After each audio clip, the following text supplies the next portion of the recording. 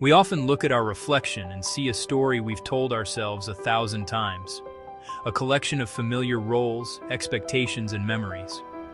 This is who I am, we think. This is the person I know. But what if that story is just a single chapter, not the entire book? What once defined you does not have to define you forever. Throughout our lives, we accumulate labels like badges of honor, or sometimes of burden.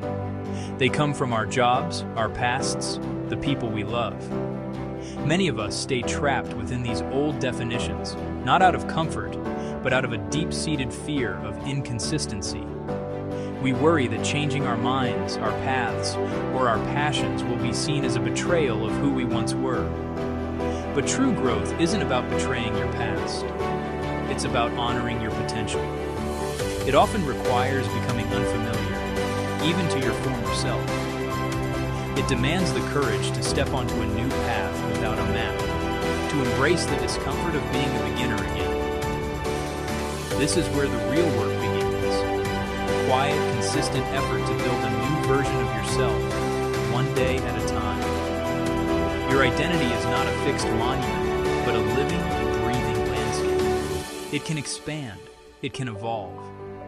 Every new book you read, every new place you visit, every new skill you acquire adds another layer to who you are. You are not erasing the old you.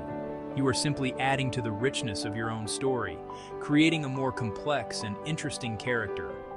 So give yourself permission. Permission to be inconsistent. Permission to explore. Permission to become someone your younger self wouldn't recognize. Allow yourself to outgrow old definitions. Inspire yourself. Follow for daily motivation.